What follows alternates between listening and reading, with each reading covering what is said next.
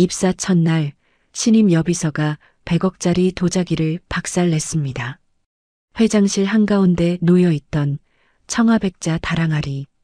박물관에 들어가도 이상하지 않을 보물이었죠. 파편이 사방으로 튀었고 회장의 얼굴이 새하얗게 질렸어요. 저 여자! 당장 끌어내! 회장은 주먹을 부들부들 떨면서 소리쳤습니다. 모두가 그녀를 미친 사람 취급했어요. 그때까지만 해도 이 여비서는 알 수 없었어요. 천하의 한도그룹 회장이 자기 앞에 무릎 꿇고 오열하게 될 줄은요. 도대체 이 둘 사이에 무슨 일이 생긴 걸까요? 사연 시작 전 구독과 좋아요를 눌러주세요. 그리고 지금 계신 곳을 댓글로 남겨주세요. 그곳에 좋은 일만 가득하기를 진심으로 바라겠습니다. 한도그룹 본사 로비는 그날 유난히 눈이 부셨습니다. 대리석 바닥에 쏟아지는 햇살, 반짝이는 카메라 플래시, 그리고 수십 명의 기자들이 한 여자를 에워싸고 있었죠. 지수인 28살. 한도그룹이 대대적으로 발표한 사회적 약자 특별 채용 1호였습니다. 한도그룹의 새로운 도약을 함께할 인재입니다. 강 전무가 환하게 웃으며 수인의 어깨에 손을 얹었고 카메라 셔터 소리가 빗발쳤습니다. 수인은 어색하게 미소 지으며 고개를 숙였는데 손바닥에 땀이 흥건했거든요. 아버지는 현장에서 일하시다 사고로 돌아가시고 어머니 병원비에 허덕이던 그녀에게 이 자리는 기적 같은 것이었습니다. 오늘부터는 달라질 거야. 수인은 떨리는 마음을 애써 누르며 플래시 세례를 견뎠습니다. 그런데 카메라가 꺼지자마자 강 전무의 얼굴에서 미소가 싹 사라졌습니다. 수인 씨, 나지막하지만 서늘한 목소리가 수인의 귓가에 스며들었죠. 착각은 금물입니다. 당신은 우리 회사 이미지를 위한 도구일 뿐이에요. 구석에서 쥐죽은 듯이 유령처럼 지내면 돼요. 수인의 미소가 얼어붙었습니다. 강 전무는 이미 등을 돌린 채 성큼성큼 걸어가고 있었고 수인은 텅 빈 로비에 홀로 서서 자신의 손바닥만 내려다보았습니다. 조금 전까지 따스했던 조명이 갑자기 차갑게 느껴졌거든요. 비서실은 상상했던 것과 전혀 달랐습니다. 수인이 배정받은 자리는 창문도 없는 구석, 아무도 쓰지 않던 먼지 쌓인 책상이었죠. 커피 심부름을 하겠다고 나섰지만 선배 비서가 손사래를 쳤습니다. 됐어요. 수인 씨한테 이런 거 시키면 우리만 욕먹어요. 비꼬는 투였지만 수인은 고개만 숙였습니다. 저 여자가 특채 1호래. 뭐 보여주기용이겠지. 얼마나 버티나 보자. 스쳐 지나가는 직원들의 수군거림이 등 뒤에서 칼날처럼 날아들었지만 수인은 이를 악물고 버텼습니다. 병원에 누운 어머니 얼굴이 떠올랐기 때문이에요. 이 월급이 아니면 다음 달 병원비를 낼 수가 없었습니다. 그날 오후 비서실 전체가 술렁거리기 시작했습니다. 회장님 집무실에 100억짜리 도자기가 들어온대. 대박? 100억이라고? 직원들이 웅성거렸고 강 전무의 목소리가 복도 끝에서 울려 퍼졌습니다. 조선 후기 18세기 250년 된 청아백자 다랑아리입니다. 박물관에서도 돈으로는 살 수 없다고 했던 물건이에요. 국내에 남은 완품은 단 한 점뿐인 이 다랑아리를 100억에 낙찰받아 귀하게 모셔왔습니다. 강 전무의 얼굴에는 자부심이 가득했고 주변 직원들은 감탄사를 연발했습니다. 수인도 다른 비서들을 따라 회장실 앞에 섰습니다. 육중한 문이 열리자 눈앞에 펼쳐진 광경에 모두가 탄성을 질렀죠. 회장이 가장 자주 앉는 자리 바로 앞 전시대 위에 백자가 놓여 있었습니다. 순백의 다랑아리 위로 청화 안료로 그려진 용 문양이 휘감고 있었고 강렬한 조명이 그 위에 쏟아지고 있었습니다. 안전 유리 케이스도 없이 그냥 놓여 있었는데 강 전무가 일부러 그렇게 지시한 것 같았어요. 도자기 때깔부터가 다르네. 100억짜리라 부담스러워서 가까이도 못 가겠어. 감탄 섞인 목소리들이 오갔지만 수인의 표정은 점점 굳어갔습니다. 이상했습니다. 다른 사람들은 화려한 용 문양에 눈을 빼앗겼지만 수인의 눈에는 그것부터가 거슬렸거든요. 다랑아리에 청화를 입히다니. 도의 장인이었던 할아버지는 늘 말씀하셨습니다. 다랑아리의 아름다움은 비움에 있다고, 흰 여백 자체가 완성이라고. 저건 달에 낙서를 한 거나 마찬가지야. 수인은 속으로 중얼거렸습니다. 다들 값과 장식만 봤지만 수인은 흙과 냄새, 소리를 함께 보는 눈을 가지고 있었거든요. 그런데 문제는 그게 전부가 아니었습니다. 수인이 백자를 바라보는 순간 온몸에 소름이 돋았습니다. 아름다움이 아니었어요. 기괴하고 서늘한 마치 죽은 흙의 기운 같은 것이 백자에서 뿜어져 나오고 있었죠. 어린 시절부터 할아버지 가마터에서 흙을 만지며 자란 수인에게 그 느낌은 낯설지 않았습니다. 싸구려 합성 유약을 바른 가짜 도자기에서 나던 그 기운과 똑같았거든요. 수인의 코끝에 희미하지만 분명한 냄새가 스며들었습니다. 화학약품 특유의 자극적인 냄새. 환기도 되지 않는 밀폐된 방 안에서 강한 조명이 백자 표면을 달구고 있었고 눈에 보이지 않는 분진이 공기 중으로 퍼져나가고 있었습니다. 수인의 심장이 빠르게 뛰기 시작했고 손끝이 차갑게 식어갔죠. 내가 예민한 걸까? 수인은 스스로를 의심했습니다. 100억짜리 도자기가 가짜라니 말이 되나? 그때 회장이 들어왔습니다. 꼿꼿한 자세를 유지하고 있었지만 수인의 귀에는 그의 숨소리가 먼저 들어왔습니다. 쌕쌕거리는 호흡, 말할 때마다 살짝 끊기는 숨결. 오늘 아침부터 유난히 숨이 가빠 보였고 작은 자극만 와도 발작이 올 수 있는 상태처럼 느껴졌습니다. 폐 질환이 있으시구나. 수인은 직감적으로 알아챘습니다. 할아버지도 아프실 때 저런 숨소리를 내셨거든요. 이게 그 100억짜리 백자인가. 회장이 감탄하며 도자기에 다가갔습니다. 한번 가까이서 보고 싶군. 회장의 얼굴이 백자를 향해 점점 가까워졌고 바로 그 순간 수인의 귀에 소름 끼치는 소리가 들려왔습니다. 치익. 백자 안쪽에서 나는 기분 나쁜 소리였습니다. 조명의 열기에 표면이 미세하게 들뜨는 소리, 눈에 보이지 않는 균열이 벌어지는 소리. 동시에 그 자극적인 화학약품 냄새가 더 짙어졌고 분진이 회장의 코앞까지 퍼져나갔습니다. 수인의 온몸이 얼어붙었습니다. 저걸 들이마시면 폐가 약한 회장이 저 분진을 깊이 들이쉬는 순간 급성 발작이 올 수 있어. 도의 장인이던 할아버지 옆에서 가짜 흙이 사람 몸을 어떻게 망가뜨리는지 수인은 몸으로 배워왔거든요. 회장님, 수인이 소리쳤지만 아무도 듣지 않았습니다. 회장님, 잠깐만요. 다시 외쳤지만 강 전무가 차가운 눈으로 수인을 노려볼 뿐이었죠. 시끄러워. 나대지 말고 쥐 죽은 듯이 있으라니까. 수인의 말은 이 방에서 무시의 대상일 뿐이었습니다. 회장의 코가 백자에 거의 닿을 듯 가까워졌습니다. 수인의 머릿속이 빠르게 돌아갔습니다. 말로는 도저히 막을 수도 없어. 아무도 내 말을 안 믿을 테니까. 지금 멈추는 가장 빠른 방법은 단 하나뿐이야.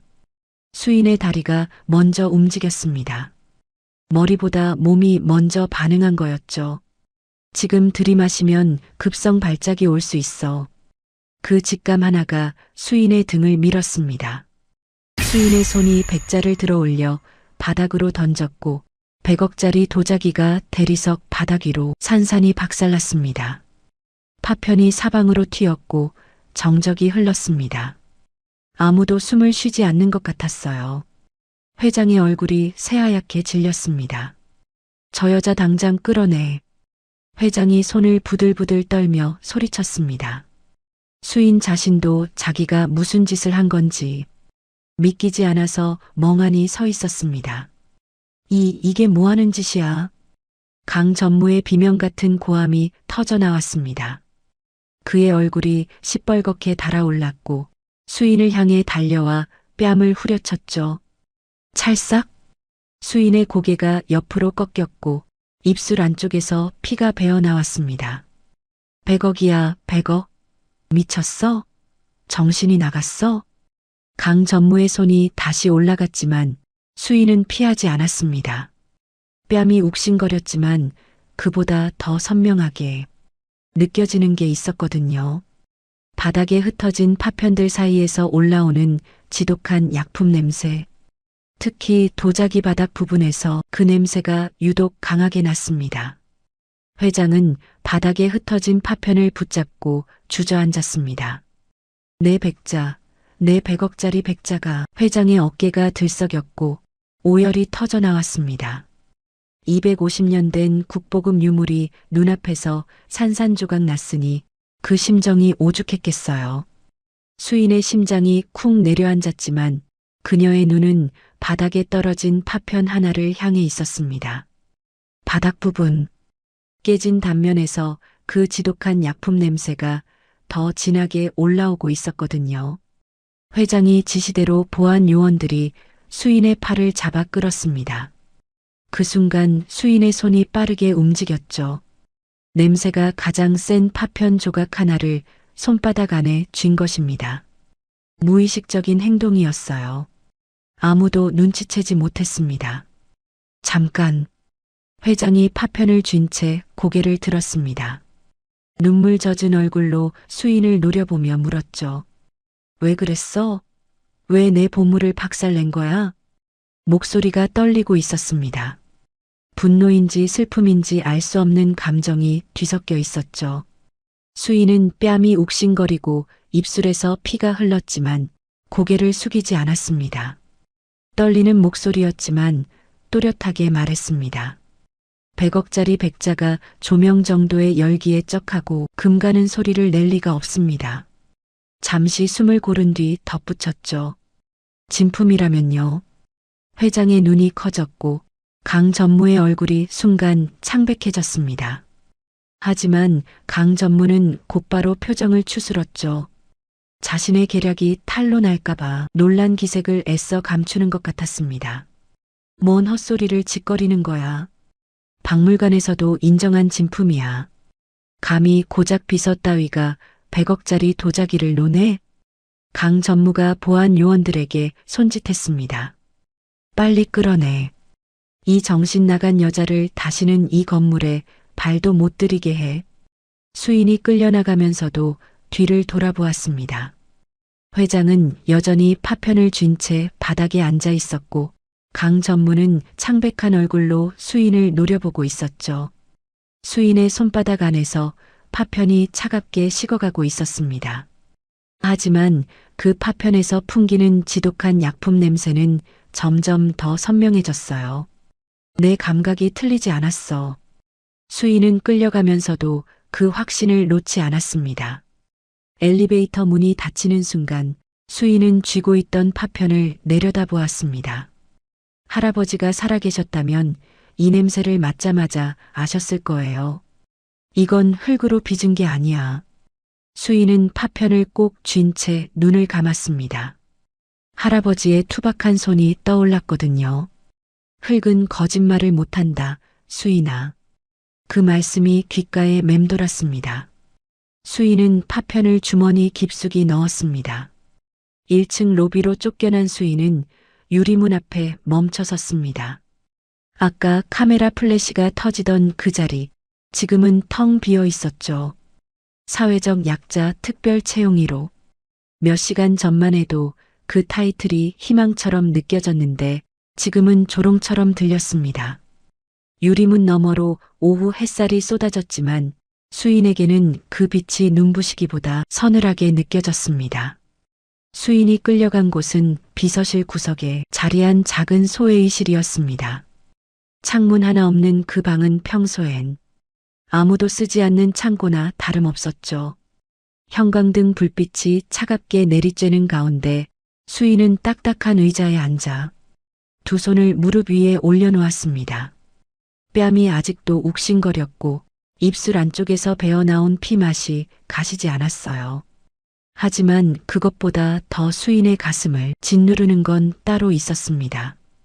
다음 달 병원비 고지서, 밀린 월세, 그리고 병실에 누워 계신 어머니의 창백한 얼굴. 100억? 그 숫자가 머릿속에서 쉼없이 맴돌았거든요. 얼마나 지났을까? 문이 벌컥 열리더니 비서팀장이 들어왔습니다. 손에는 서류 2장이 들려 있었고 표정은 싸늘하기 그지없었죠. 강 전무님 지시야. 법무팀 기다릴 것도 없이 사직서부터 받아두래. 비서팀장이 서류를 탁자 위에 내려놓으며 말했습니다. 사직서와 손해배상 이행 합의서. 2장의 종이가 수인의 앞에 놓였고 수인은 그 글자들을 멍하니 바라보았습니다. 사고를 쳐도 정도가 있지. 비서팀장이 팔짱을 끼며 내뱉었어요. 100억이야. 평생 안 쓰고 모아도 못 갚아. 알아? 그 말이 수인의 가슴에 못처럼 박혔지만 수인은 입을 열지 않았습니다. 변명해봤자 소용없다는 걸 알았거든요. 이 회사에서 수인의 말은 아무런 힘이 없었으니까요. 그때 문이 다시 열리더니 다른 직원이 고개를 들이밀었습니다. 팀장님, 회장님이 부르세요. 급하대요. 비서팀장이 인상을 찌푸리며 일어났고 문 앞에서 돌아보며 말했죠. 거기서 꼼짝 말고 기다려. 서명 안 하고 버티면 너만 손해야. 문이 닫히자 소회의실은 다시 정적에 휩싸였습니다.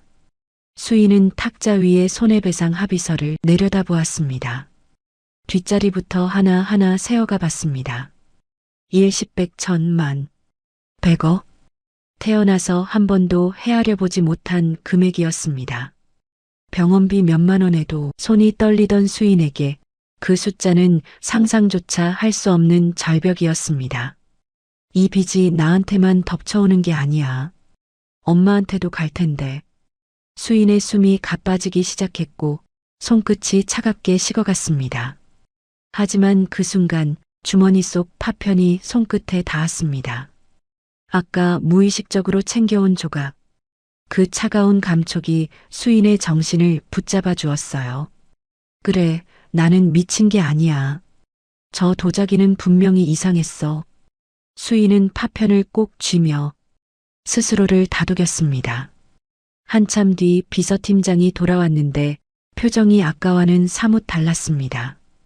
회장님이 당장 자르지 말래. 후임자가 올 때까지만 있다가 인수인계나 하고 나가래. 퉁명스럽게 내뱉은 말이었지만 수인에게는 한 줄기 빛과도 같았죠. 언론에 떠든 특채 1호가 하루 만에 잘리면 회사 이미지가 더 나빠진다나 뭐라나. 비서팀장이 사직서를 집어들며 말했습니다. 운 좋은 줄 알아. 소회의실 문이 닫히고 수인은 혼자 남았습니다. 미친 사람 취급을 받으며 쫓겨나게 됐지만 적어도 당장은 아니었어요.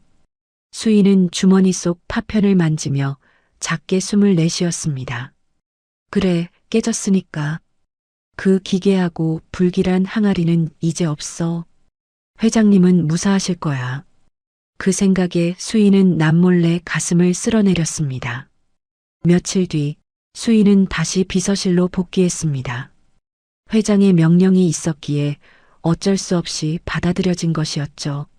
하지만 동료들의 시선은 얼음장보다 차가웠습니다. 수인이 복도를 지나갈 때마다 등 뒤에서 수군거림이 따라붙었거든요. 저기 온다. 100억짜리 사고 뭉치. 괜히 나대다가 저게 무슨 꼴이야. 수인은 고개를 숙인 채 자리로 걸어갔고 배정받은 책상은 여전히 구석진 창고 같은 곳이었습니다. 그날 오후 강 전무가 비서팀장을 시켜 수인의 책상 위에 서류 뭉치를 던졌습니다. 쿵! 묵직한 소리와 함께 40장짜리 계약서가 책상 위에 놓였죠. 인수인계 준비만 하면 심심할 테니까 이거라도 봐. 비서팀장이 비웃듯 말했습니다. 해외 합병 계약서 별첨 합의서야. 핵심 조항만 40장. 내일 아침까지 검토 보고서 써와. 영문과 법률 용어가 빼곡히 적힌 그 서류는 베테랑 비서들도 고개를 절레절레 흔드는 고난도 업무였어요. 강 전무는 멀리서 그 광경을 지켜보며 입꼬리를 올렸습니다. 저거 하다가 질려서 지가 나가떨어지겠지. 그게 강 전무의 계산이었거든요. 수인은 서류 뭉치를 바라보며 눈시울이 붉어졌습니다. 40장 영어와 법률 용어. 내일 아침까지. 막막함이 목구멍까지 차올랐지만 수인은 펜을 집어들었습니다. 어머니 병원비 생각에 지금 여기서 포기할 수는 없었거든요. 틀리면 끝이야. 수인은 그 공포를 붙잡고 첫 장을 펼쳤습니다. 그날 밤 비서실에는 수인 혼자만 남았습니다. 형광등 불빛 아래서 수인은 한 줄 한 줄 계약서를 읽어 내려갔어요. 법률 용어는 사전을 찾아가며 영문 조항은 번역기를 돌려가며 시계가 자정을 넘기고 새벽 2시, 3시를 향해 갈 때도 수인은 펜을 놓지 않았습니다. 그런데 이상했습니다. 수인은 모든 조항을 완벽히 이해하지는 못했지만 종이의 마지막 장을 볼 때 묘한 감각이 반응했거든요.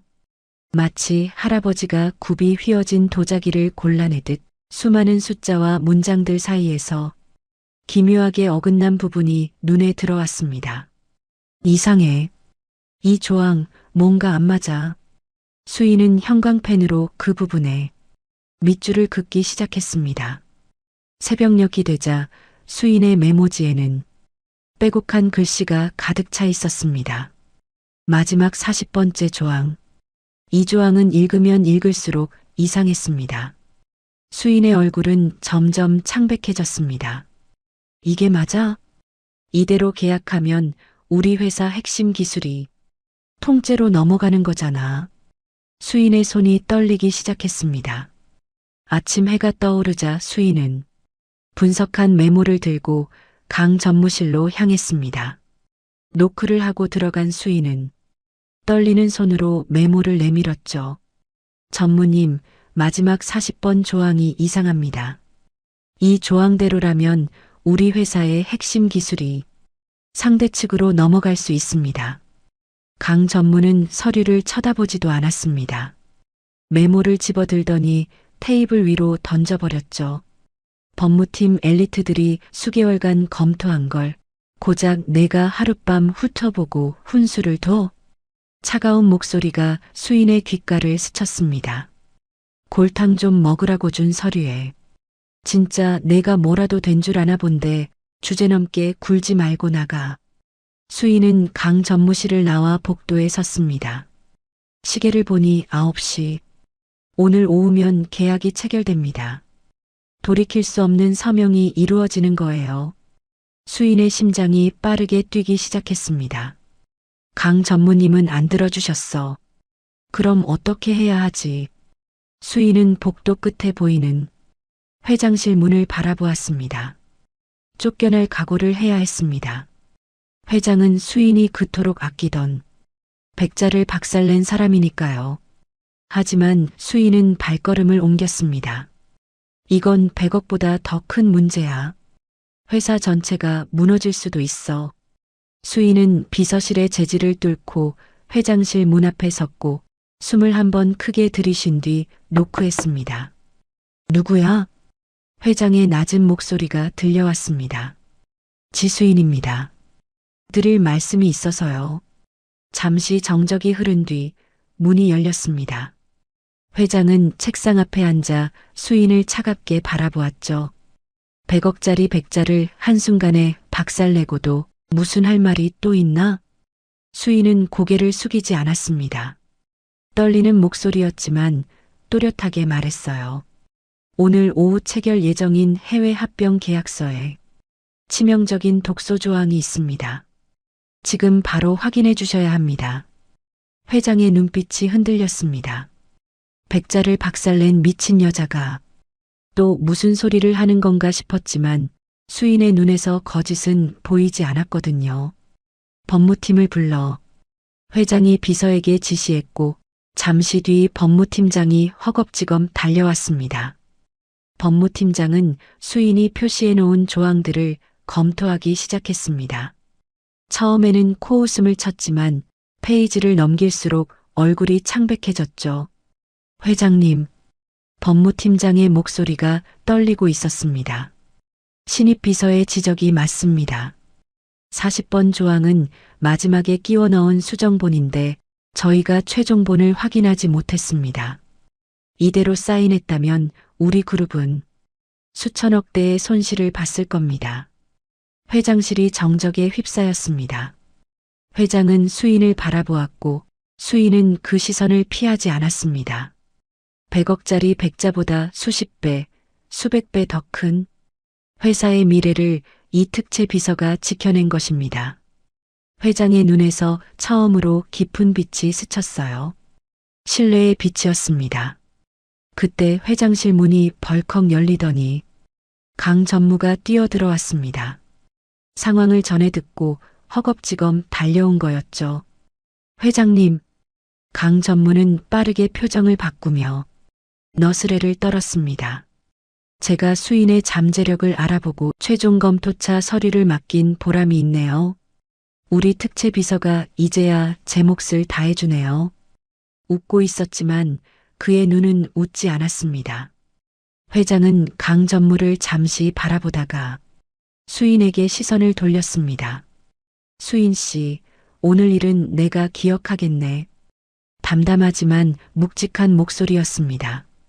수인은 조용히 고개를 숙였고 회장실을 나왔습니다. 복도를 걸어 나오는 수인의 등 뒤로 강 전무의 시선이 꽂혔습니다. 겉으로는 칭찬하며 생색을 냈지만 강 전무의 속은 타들어가고 있었거든요. 자신의 허술한 일 처리가 드러날 뻔했을 뿐 아니라 수인이 자신의 앞길을 막을 진짜 칼이라는 사실을 확인했으니까요. 강 전무는 수인의 뒷모습을 노려보며 주먹을 불끈 쥐었습니다. 그의 차가운 눈빛이 수인을 향해 번뜩이고 있었습니다. 계약서 사건 이후 수인의 자리가 바뀌었습니다. 회장의 직속 명령이었죠. 창고 갔던 구석자리에서 비서실 정중앙으로 수인이 새 책상에 앉아 주변의 시선이 일제히 쏟아졌습니다. 뭐야, 갑자기 왜 저기 앉아?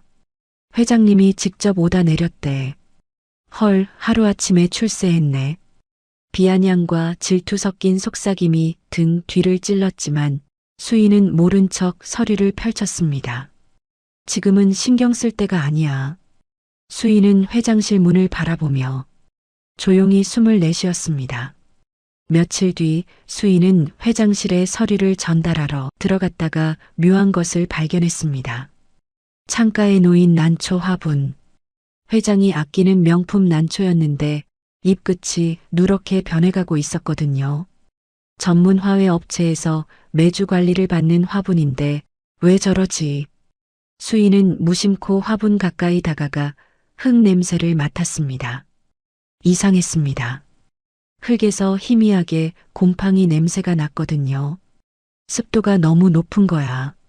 수인의 코가 예민하게 반응했고 고개를 들어 집무실 전체를 둘러보았습니다. 창문은 굳게 닫혀 있었고 환기구 위로 먼지가 쌓여 있었죠. 공기가 안 통해. 이 방 숨을 못 쉬고 있어. 할아버지의 가마터에서 흙을 만지며 자란 수인에게 공기의 흐름은 본능적으로 읽히는 것이었습니다. 수인은 그날 밤 퇴근 후 공기질 측정기를 빌려왔습니다. 다음 날 아침 일찍 회장실에 들어가 조용히 수치를 확인했죠. 미세먼지 농도, 습도, 이산화탄소 수치 모두 정상 범위를 벗어나 있었습니다. 폐가 약한 분이 이런 공기를 매일 들이마시면 수인의 얼굴이 굳어졌습니다. 수인은 며칠에 걸쳐 조금씩 변화를 만들었습니다. 회장이 자리를 비운 사이 환기구 필터를 교체하고 창문을 살짝 열어 공기 흐름을 만들었죠. 숯을 담은 작은 바구니를 책장 뒤에 숨겨두었고 편백나무 추출수를 적신 천을 구석에 놓아 공기를 정화했습니다. 아무도 눈치채지 못하게 조용히. 그게 수인의 방식이었습니다. 그러던 어느 날 오후였습니다. 회장이 격앙된 목소리로 전화 통화를 하고 있었고 통화가 끝나자 거친 기침이 터져 나왔습니다. 콜록, 콜록. 수인은 서류를 들고 회장실로 들어갔습니다. 서류 결제 부탁드립니다. 회장은 손을 내저으며 기침을 멈추려 했지만 쉽게 가라앉지 않았어요. 수인은 잠시 망설이다가 품에서 작은 보온병을 꺼냈습니다. 이게 뭐야? 회장이 퉁명스럽게 물었습니다. 보리차입니다. 생강을 조금 넣었어요. 보리차? 나는 수입 홍차만 마셔. 회장이 고개를 돌렸지만 수인은 물러서지 않았습니다. 할아버지가 가르쳐 주신 건데요. 속이 답답하고 숨이 가쁠 때 마시면 좋아요. 한 모금만 드셔보세요. 수인의 목소리는 나지막했지만 단단했습니다. 회장은 한참 수인을 바라보다가 마지못해 잔을 받아들었습니다. 따뜻한 보리차가 목구멍을 타고 내려가자 회장의 표정이 미묘하게 변했어요. 눈빛이 흔들렸고 손이 멈추었습니다. 이 맛. 회장의 입에서 낮은 중얼거림이 새어나왔습니다. 30년 전 공사 현장에서 막일 끝나고 마시던 거랑 똑같아. 회장의 눈가에 알 수 없는 그림자가 스쳤습니다. 그 시절 맨손으로 세상과 싸우던 때의 기억이 밀려온 거였죠. 고맙다. 회장이 짧게 내뱉었고 수인은 조용히 고개를 숙이고 물러났습니다. 그날 이후 회장의 책상 위에는 수입 홍차 대신 수인이 우려낸 보리차가 놓이기 시작했습니다. 일주일쯤 지났을까 수인은 회장실 찬장을 정리하다가 구석에 밀려난 찻잔 하나를 발견했습니다. 낡고 빛바랜 도자기 찻잔. 금이 가 있었고 한쪽 손잡이도 살짝 깨져 있었죠. 그거 버리면 돼. 지나가던 비서팀장이 말했습니다. 오래된 거라 쓰지도 못해. 수인은 찻잔을 손에 들고 한참을 바라보았습니다. 값싼 재질이었지만 손때가 묻어 윤기가 났거든요. 누군가 오랫동안 아꼈던 물건이야. 수인은 찻잔을 조심스럽게 품에 넣었습니다. 그날 밤 수인은 고시원 책상 위에서 작업을 시작했습니다. 할아버지에게 배운 전통 수리 기법. 금이 간 부분을 오칠로 메우고 그 위에 금가루를 뿌려 무늬처럼 살려내는 방식이었죠. 킨츠기라고도 불리는 상처를 숨기지 않고 오히려 아름다움으로 바꾸는 기술. 수인은 며칠 밤을 새워 작업했고 마지막 건조를 위해 주말 내내 기다렸습니다. 월요일 아침 수인은 복원된 찻잔을 회장에게 건넸습니다. 회장은 찻잔을 받아들다가 손이 멈추었습니다. 이게 목소리가 떨리고 있었어요. 이게 어디서 난 거야? 찬장 구석에 있었습니다. 버리라고 하셨는데 제가 고쳐봤어요. 수인이 조용히 대답했습니다. 회장의 눈가가 붉어졌습니다. 찻잔을 쥔 손이 미세하게 떨렸고 한참 동안 말이 없었죠. 이건 내 아내가. 회장의 목소리가 갈라졌습니다. 우리가 신혼 초창기 때 함께 산 거야. 오래돼서 금가고 깨지니까 버리려고 했는데 차마 못 버리겠더라고. 회장이 찻잔을 가슴 가까이 끌어안았습니다. 새 것보다 더 아름답구나. 낮게 내뱉은 그 말에 수인의 가슴도 뭉클해졌습니다. 수인 씨. 회장이 고개를 들어 수인을 바라보았습니다. 넌 물건만 보는 게 아니구나. 물건 너머에 있는 사람 마음을 보는 거야. 수인은 대답 대신 조용히 고개를 숙였고 회장의 눈에서 처음으로 따뜻한 빛이 스쳤습니다. 며칠 뒤 그룹의 원로이자 회장의 오랜 동업자인 까다로운 손님이 방문했습니다. 7순이 넘은 노신사였는데 예법에 대단히 엄격하기로 유명했죠. 비서실 직원들이 차를 내다가 연달아 실수를 했습니다. 찻잔을 놓는 방향이 틀렸고 물 온도도 맞지 않았거든요. 노신사의 얼굴이 점점 굳어갔고 분위기가 얼어붙었습니다. 그때 수인이 조용히 다가왔습니다. 정갈한 손놀림으로 찻잔을 정리했고 할아버지에게 배운 정통다도 예법으로 차를 올렸죠.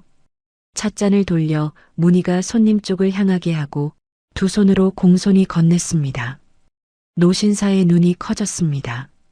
요즘 젊은이 중에 이런 예법을 아는 사람이 있었나? 노신사가 처음으로 미소를 지었고 회장은 흐뭇한 눈으로 수인을 바라보았습니다. 그날 밤 야근하는 수인에게 회장이 다가왔습니다. 비서실에는 수인 혼자만 남아 있었고 회장은 근처 의자에 앉아 창밖을 바라보았죠. 수인 씨, 회장이 나지막하게 입을 열었습니다. 나 폐가 안 좋아. 젊을 때 공사 현장 먼지를 너무 많이 마셔서 그래. 평생 달고 사는 병이야. 수인은 말없이 고개를 끄덕였습니다. 이미 알고 있었지만 모르는 척 했거든요.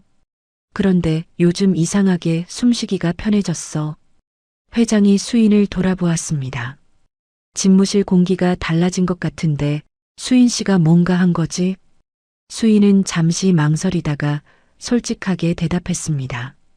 환기 좀 시키고 수치랑 편백수를 놓았어요. 할아버지가 가르쳐 주신 건데 숨 막히는 공간에 숨을 틔워주는 방법이에요. 회장이 한참 수인을 바라보았습니다. 내 할아버지가 대단한 분이셨구나. 돌아가셨어요. 그런데 남겨주신 것들이 많아요. 수인의 목소리가 낮아졌고 회장은 더 이상 묻지 않았습니다. 그 즈음 강 전무가 회장실로 들어왔습니다. 손에는 값비싼 보약 상자와 최신형 공기청정기가 들려 있었죠. 회장님 건강을 위해 제가 직접 골랐습니다.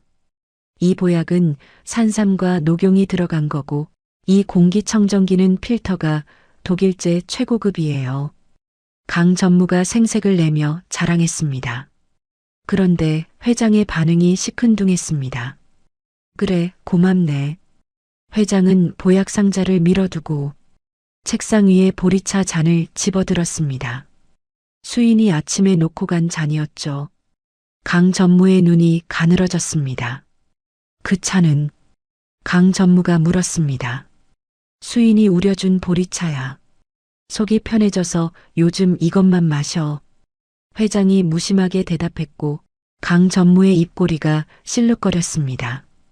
웃고 있었지만 눈은 전혀 웃지 않았습니다.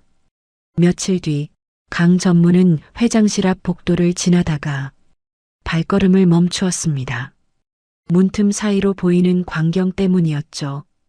회장이 기침을 하다가 무심코 주위를 두리번거렸고 이내 책상 위에 놓인 찻잔을 찾아 손을 뻗었습니다. 복원된 아내의 찻잔. 수인이 고쳐준 그 잔이었습니다. 회장의 표정이 부드럽게 풀어지는 걸 보며 강 전무의 주먹이 불끈 쥐어졌습니다. 저 여자, 이제 회장 옆에 완전히 파고들었어. 강 전무는 돌아서며 이를 악물었습니다. 반드시 끌어내리겠어. 더 확실하고 잔인한 방법으로. 그날 저녁 회장이 수인을 불렀습니다. 수인 씨, 회장의 목소리는 진지했습니다. 오늘부터 넌 특채 비서가 아니야. 수인의 심장이 쿵 내려앉았습니다.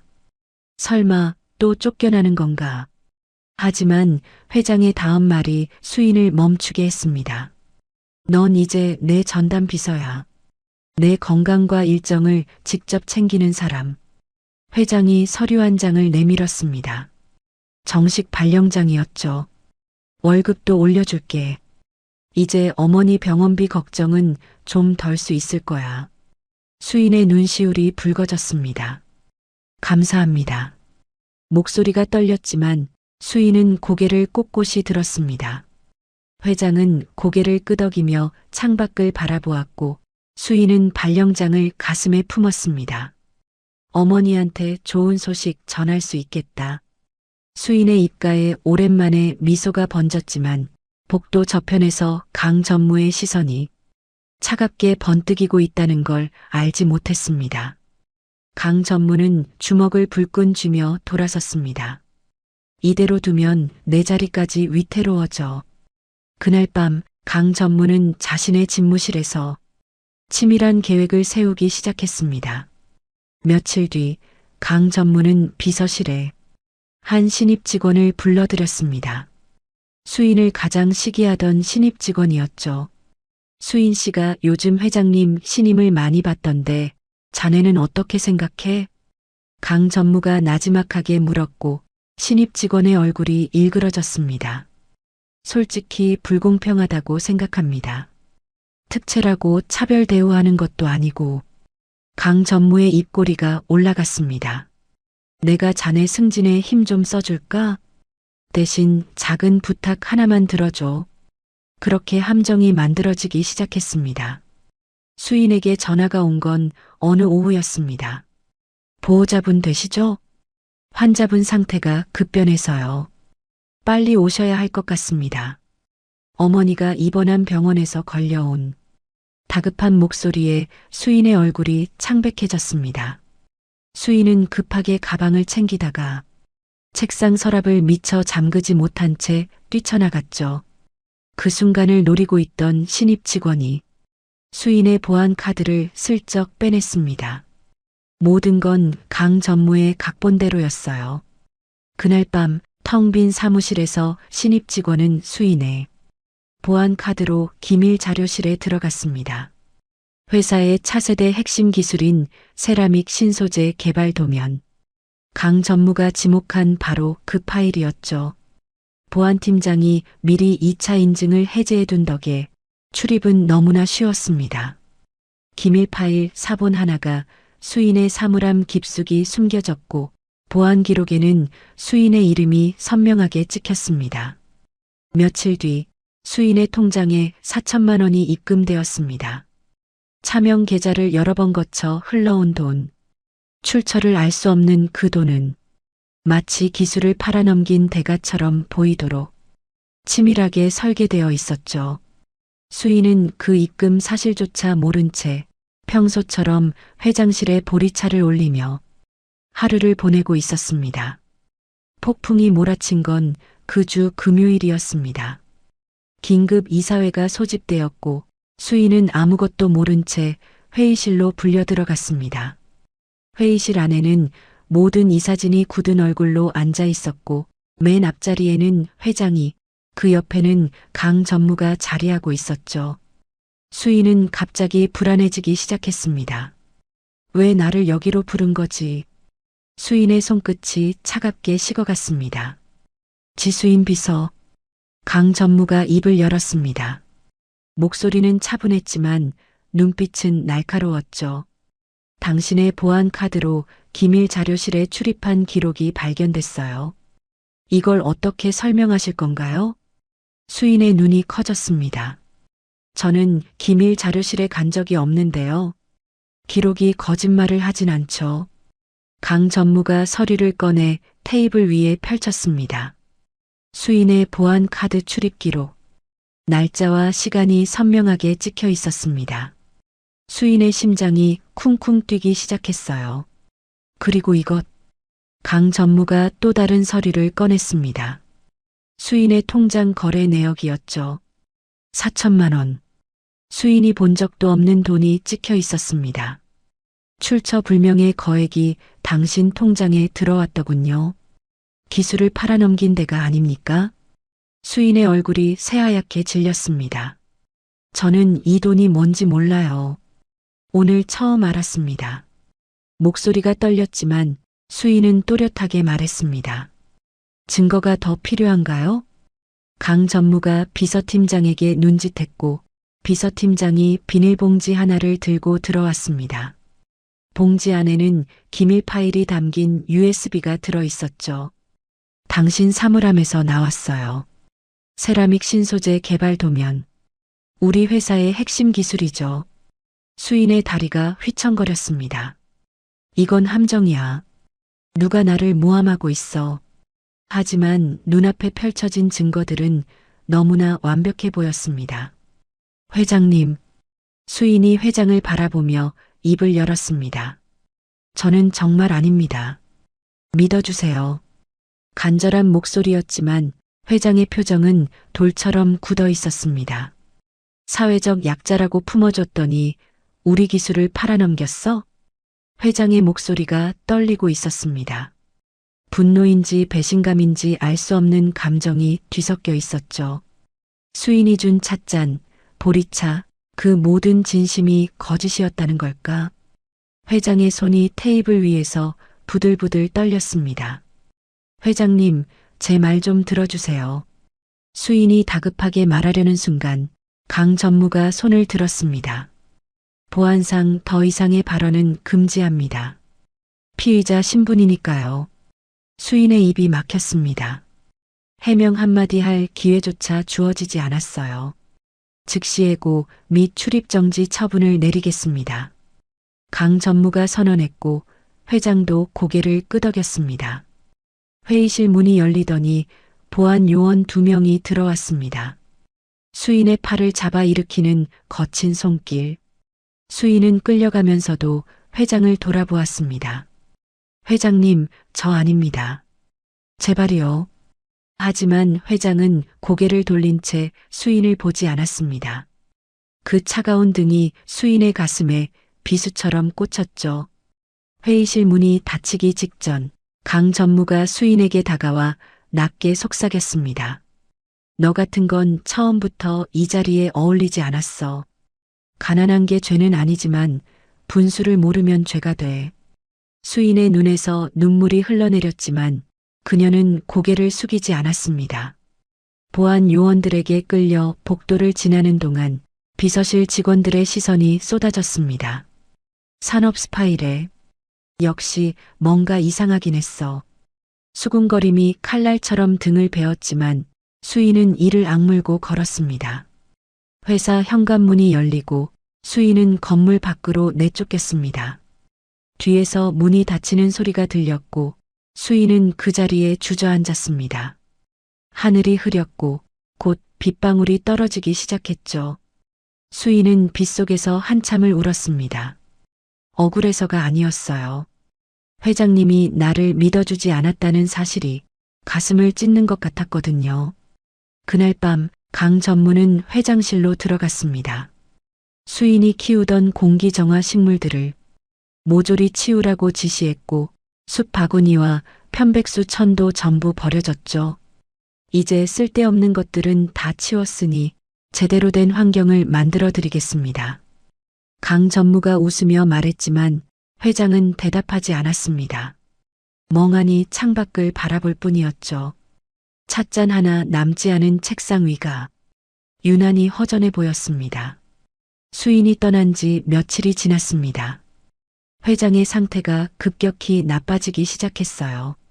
집무실 공기는 다시 탁해졌고 회장의 기침은 점점 심해졌죠. 밤마다 숨이 막혀 잠에서 깨는 일이 잦아졌고 얼굴빛은 날로 창백해져 갔습니다. 그 누구도 회장의 곁에서 제대로 된 보살핌을 해주지 않았거든요. 그리고 어느 오후였습니다. 회장이 집무실에서 서류를 보다가 갑자기 가슴을 움켜쥐었습니다. 숨이 막혀왔고 시야가 흐려졌죠. 회장은 책상을 붙잡으려 했지만 손에 힘이 들어가지 않았습니다. 쿵! 회장의 몸이 바닥으로 쓰러졌고 비서들의 비명소리가 터져나왔습니다. 회장님! 회장님! 구급차 사이렌 소리가 울려 퍼졌고 회장은 의식을 잃은 채 응급실로 실려갔습니다. 그 소식을 들은 강 전무의 얼굴에 희미한 미소가 번졌습니다. 비상경영 체제를 선포합니다. 회장님이 쓰러지신 이상 제가 임시로 경영권을 맡겠습니다. 이사들 앞에서 당당하게 선언하는 강 전무. 그의 눈빛은 어느 때보다 빛나고 있었죠. 한편 좁은 고시원 방에서 수인은 어둠 속에 앉아 있었습니다. 어머니의 병원비 고지서를 쥔 손이 바들바들 떨렸고 눈물이 볼을 타고 흘러내렸죠. 억울했지만 그보다 더 가슴을 찌르는 건 회장의 건강이었습니다. 내가 없으면 그분 숨쉬기 힘들어 하실 텐데. 하지만 이제 수인은 연락조차 할 수 없는 범죄자 신세였습니다. 창밖으로 차가운 바람이 불어왔고 수인은 무릎을 끌어안은 채 밤을 지새웠습니다. 회장이 응급실에 실려온 지 사흘이 지났습니다. 흰 천장이 눈에 들어왔습니다. 삐, 삐, 삐. 심장 박동기 소리가 규칙적으로 울렸고 코에는 산소호흡기가 끼워져 있었죠. 회장은 천천히 눈을 떴습니다. VIP 병동의 하얀 벽, 창밖으로 보이는 흐린 하늘. 여기가 어디지?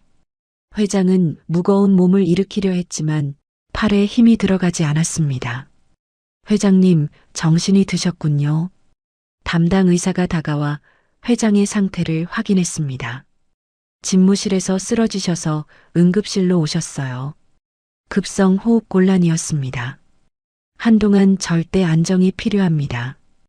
회장은 대답 대신 창밖을 바라보았습니다. 씁쓸한 생각이 머릿속을 스쳤습니다. 며칠이 지났습니다. 회장은 병상에 누운 채로 비서실 보고를 받았는데 그중 한 가지가 눈에 걸렸습니다. 청소 용역 직원이 입원했다고요? 네, 한 달 전에 회장실 도자기 파편을 치웠던 직원인데요. 치우다 베인 상처 부위가 심하게 덧났고 그 뒤로 기침이 멈추지 않는다고 합니다. 비서의 보고에 회장의 눈빛이 흔들렸습니다. 증상이 어떻다고 했지? 밤마다 원인 모를 기침과 숨막힘으로 응급실을 오간다고요. 병원에서도 이유를 모르겠다는 소견만 남겼답니다. 회장의 머릿속에 한 장면이 스쳤습니다. 수인이 백자를 박살내던 그 순간 모두가 미쳤다고 손가락질할 때 수인의 눈은 회장만을 향해 있었죠. 회장의 심장이 빠르게 뛰기 시작했습니다. 그때 수인이 끌려나가던 날의 혼란이 떠올랐습니다. 아수라장이 된 회장실, 바닥에 흩어진 파편들, 고함치는 강전무. 그 와중에 회장은 책상 아래로 굴러들어간 작은 파편 하나를 나중에 발견했었죠. 무의식적으로 집어서 서랍 깊숙이 넣어두었던 그 조각. 혹시 아직 거기에? 회장은 비서에게 지시했습니다. 내 집무실 책상 오른쪽 서랍 맨 안쪽에 작은 도자기 조각이 있을 거야. 가져와. 파편이 도착하자 회장은 한참 동안 그것을 들여다보았습니다. 깨진 단면, 푸른 유약 자국, 손가락 끝에서 미세하게 느껴지는 거친 질감. 이게 그날의 조각이구나. 회장은 파편을 손에 쥔 채 깊은 생각에 잠겼습니다. 그 무렵 강 전무가 병실을 찾아왔습니다. 회장님, 몸은 좀 어떠세요? 겉으로는 걱정하는 척했지만 눈빛은 차가웠습니다. 쓸데없는 일에 신경 쓰지 마시고 푹 쉬세요. 회사 일은 제가 다 맡고 있으니까요. 강 전무가 병실을 나서며 경비 요원에게 무언가를 지시하는 게 보였습니다. 그 뒤로 병실 앞 경비가 2배로 늘었고 면회 기록까지 강 전무가 직접 챙기기 시작했죠. 회장님, 외부 연락은 자제해 주세요. 건강 회복이 최우선이니까요. 강 전무가 매일 같은 말을 반복했습니다. 과거 일은 덮어두시고 이제 앞만 보세요. 과거 일. 그 말이 회장의 귀에 걸렸습니다. 왜 저렇게 집요하게 과거를 덮으려 하지? 강 전무의 태도가 오히려 회장의 의심을 키웠습니다. 회장은 결심했습니다. 강 전무의 눈을 피해 진실을 확인하겠다고. 마침 과거에 회장에게 큰 신세를 졌던 사설 연구소장이 떠올랐습니다. 회장은 병실 전화가 아닌 비서의 개인 휴대폰을 빌려 연구소장에게 연락했죠. 자네만 믿네. 이 파편의 성분을 분석해줘. 그리고 이 일은 절대 비밀이야. 연구소장은 회장의 목소리에서 심상치 않은 기운을 느끼고 바로 수락했습니다. 며칠 뒤 분석 결과가 도착했습니다. 연구소장이 직접 병원으로 찾아와 봉투 하나를 건넸죠. 회장님, 결과가 좀 이상합니다. 회장이 봉투를 열자 빼곡한 분석표가 눈에 들어왔습니다. 연구소장의 목소리가 낮아졌습니다. 이 파편의 유약에서 일반 도자기에서는 절대 쓰이지 않는 고농축 독성 물질이 검출됐습니다. 회장의 손이 멈추었습니다. 독성 물질이라고? 네. 그것도 조명의 열에 반응해서 미세한 독가스를 방출하도록 설계된 특수 화학 성분입니다. 호흡기 질환이 있는 사람이 이걸 장시간 들이마시면 연구소장이 말을 끊었다가 다시 이었습니다. 치명적인 발작이 올 수 있습니다. 회장님, 이건 도자기가 아닙니다. 흉기나 다름없어요. 회장의 얼굴이 창백해졌습니다. 손에 들린 분석표가 부르르 떨렸죠. 그날 수인이 백자를 깨뜨린 게 아니었다면, 내가 그 독을 계속 들이마셨다면, 지금 이 자리에 없었을지도 모른다. 회장의 숨이 가빠지기 시작했습니다. 연구소장이 나간 뒤 회장은 한참 동안 천장만 바라보았습니다. 수인의 얼굴이 떠올랐습니다. 끌려가면서도 눈물 흘리며 외치던 그 목소리. 회장님, 저 아닙니다. 제발이요. 그 절박한 눈빛을 나는 외면했구나. 회장의 눈가가 붉어졌습니다. 그리고 수인은 입사 첫날 그 위험을 직감하고 백자를 깨뜨렸던 거예요. 자신이 미친 사람 취급받을 걸 알면서도 100억짜리 빚을 뒤집었을 걸 알면서도 오직 회장을 살리기 위해서 회장의 볼을 타고 눈물이 흘러내렸습니다. 주름진 얼굴 위로 뜨거운 물줄기가 흘렀고 회장은 입술을 깨물며 소리 없이 울었습니다. 사람을 믿은 내가 틀리지 않았어. 그 아이는 처음부터 진심이었어. 그런데 나는 그 아이를 배신자로 몰았구나. 회장은 베개를 움켜쥐며 눈물을 흘렸습니다. 한참을 울고 난 뒤 회장의 눈빛이 달라졌습니다. 슬픔이 거치고 그 자리에 차가운 결의가 들어찼죠. 이건 우연이 아니야. 100억짜리 백자를 회장실 한가운데 놓은 사람. 내 폐 질환을 알고도 그 독을 들이마시게 한 사람. 그리고 수인을 산업 스파이로 몰아 쫓아낸 사람. 회장의 주먹이 불끈 쥐어졌습니다. 강전무. 처음부터 내가 꾸민 일이었구나. 회장은 비서를 불렀습니다. 강전무의 뒷조사를 해. 최근 몇 달간의 자금 흐름, 외부 접촉 기록, 전부 다. 비서가 고개를 끄덕였고 회장은 다시 눈을 감았습니다. 하지만 지금은 움직일 때가 아니야. 아직 몸도 회복되지 않았고 증거도 부족해.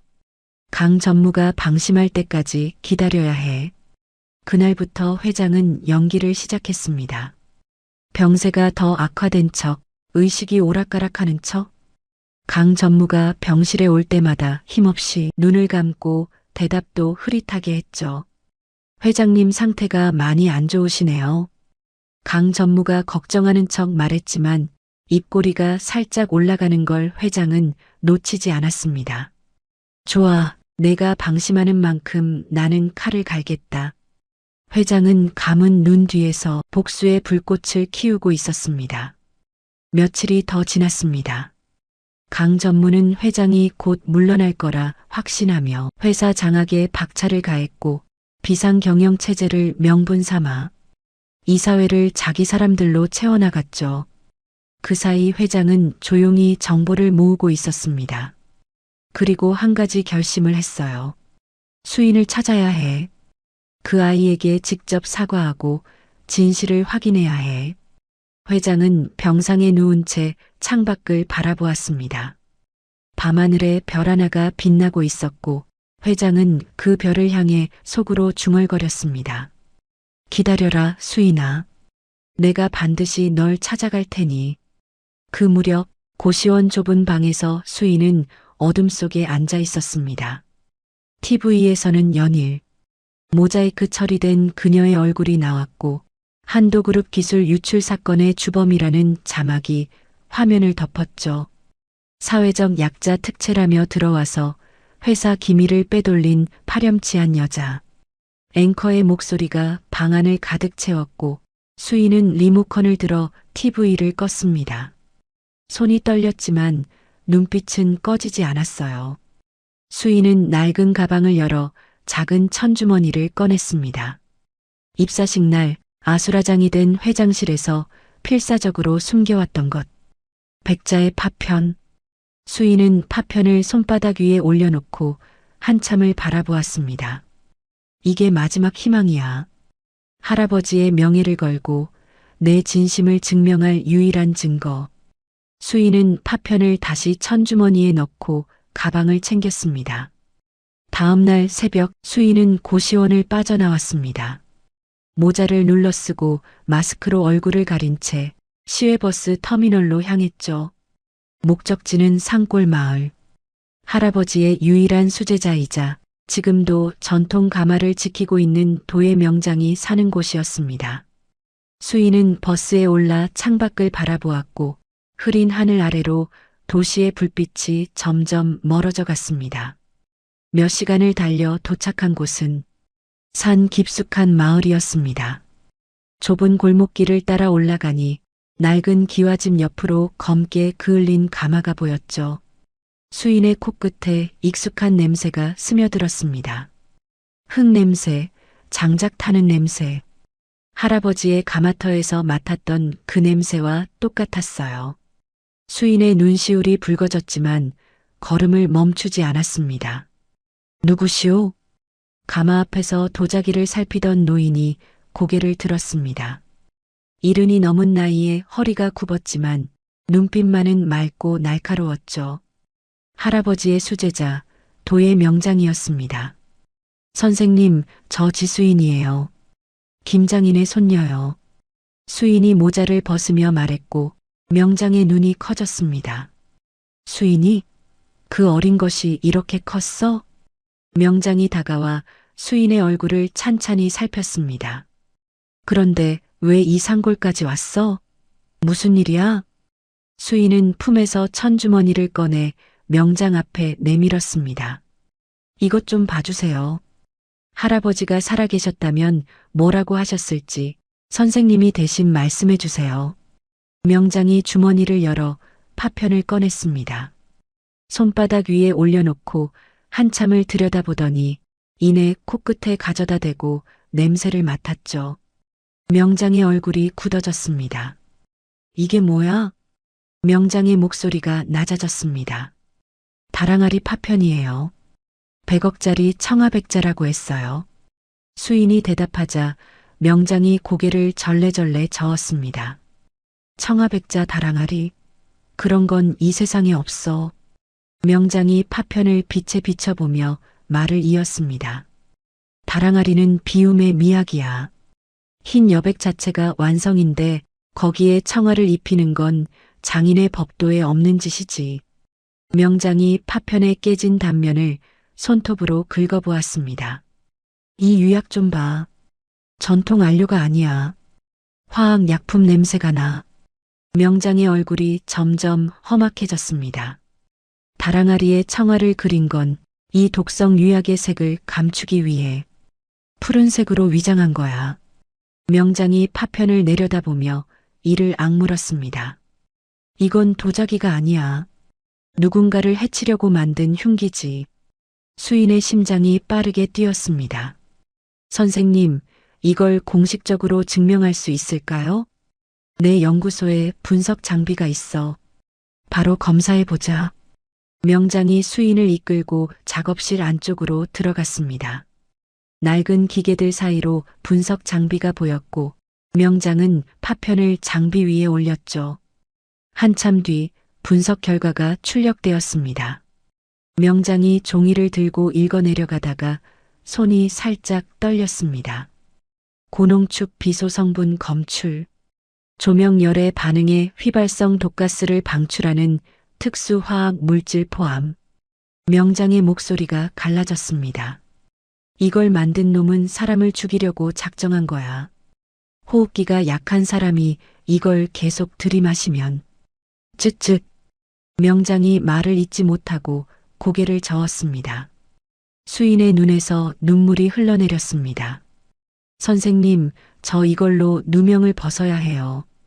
공식 분석표를 만들어 주실 수 있으세요? 명장이 수인의 어깨를 잡았습니다. 당연하지. 내 할아버지가 살아계셨다면 똑같이 했을 거야. 명장은 분석표에 연구소 도장을 찍고 자신의 서명을 직접 적어 넣었습니다. 이건 도자기가 아니라 호흡기에 치명적인 특수화학 약품으로 제조된 무기나 다름없다라는 공식 증명서야. 명장이 분석표를 수인에게 건네며 말했습니다. 내 할아버지의 이름을 걸고 보증한다. 수인은 분석표를 가슴에 꼭 안았습니다. 감사합니다, 선생님. 목소리가 떨렸지만 눈빛은 단단했습니다. 명장이 수인의 등을 토닥이며 말했죠. 조심해. 이걸 만든 놈이 누군지 모르지만 분명 무서운 사람일 테니까. 수인은 산을 내려와 다시 버스에 올랐습니다. 분석표를 품에 안고 창밖을 바라보았는데 해가 지고 있었어요. 붉은 노을이 하늘을 물들이고 버스는 어둠 속으로 달려갔습니다. 이제 이걸로 진실을 밝힐 수 있어. 수인의 심장이 뜨겁게 뛰었습니다. 그 시각 병원에서는 회장이 움직이고 있었습니다. 강 전무가 병실 앞 경비를 2배로 늘리고 면회 기록까지 직접 챙기며 감시를 강화했지만 회장에게는 비밀 무기가 있었죠. 젊은 시절부터 함께해온 오른팔 같은 경호원. 그 경호원이 야밤에 몰래 휠체어를 밀어 병원 뒷문으로 회장을 빼냈습니다.